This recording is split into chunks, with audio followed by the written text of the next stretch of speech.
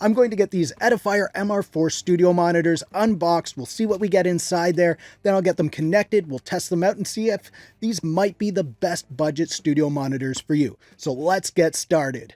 All right, let's get this open. So you can see the speakers are packaged very nice.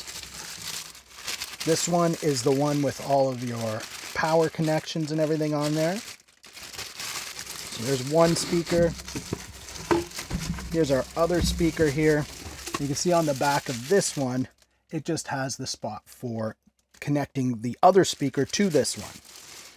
We have a little instruction book here.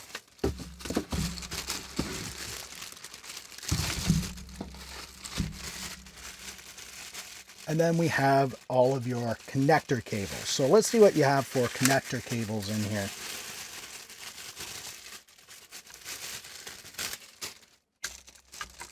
So first off, you have this nice 1/8" TRS cable that you could use for connecting auxiliary things to the speakers. Then we have a TRS on one end and RCA on the other. So if you want to connect this end to the studio monitors and then connect this end to the input on your laptop or something like that, you could easily do that. So you don't even need to have an audio interface to use these speakers. And then you get some speaker cable to go from the one speaker to the other. It looks like it's pretty long, so you can have these quite far apart, but for studio monitor applications, you should have them fairly close together. I'm just going to open one of these up and we'll see what the build quality is like. So it's hard for me to tell, but it does feel like it's a wooden shell around these, and then the front is plastic on there.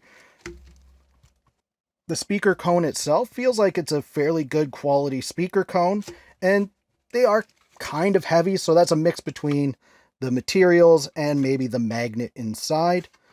Now here's the main speaker with all the power and the controls on there, and you can see this volume knob here. If you push it in, it's going to put it into music mode. So if you're just listening to music and you want to hear music on like a hi-fi stereo type of speaker, that's what it's going to give you.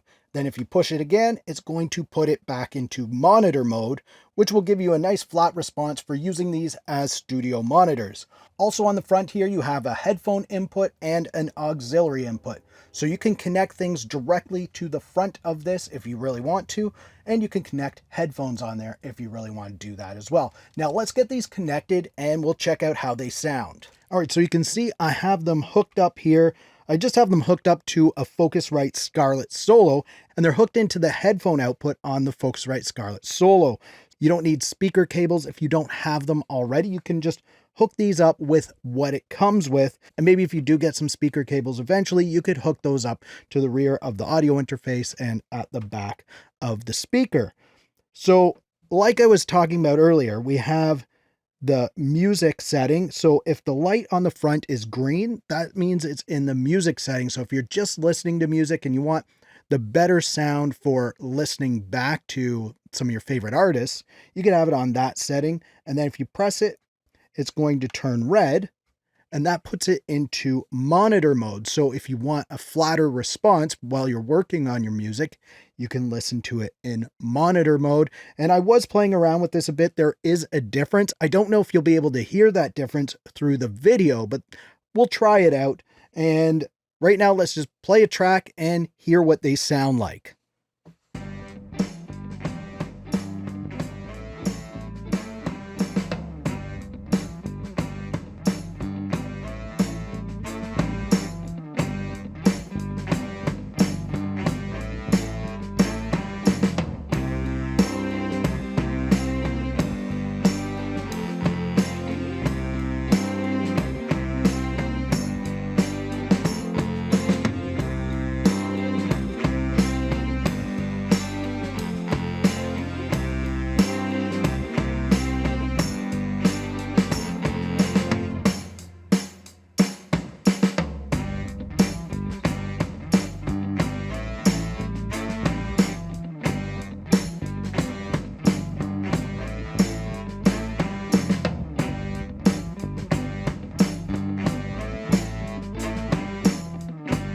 So I don't know if you heard the difference there when I switched it between the music and the monitor mode. I definitely noticed the difference here in the studio, but I know with the video it can sometimes compress the audio and it might not sound the same.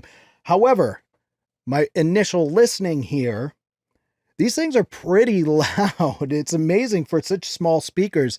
They are quite loud, and the bass response is really nice for such a small speaker. If you were putting these in your bedroom or something like that, these are going to rock your bedroom. Now, if you want even more low end, you can add a subwoofer in there, and I'm pretty sure Edifier does make a subwoofer that you can add in, and you'll get all of the low end that you want. But these, in my opinion, are excellent entry-level studio monitors. I just want to show you something on the back of this one here.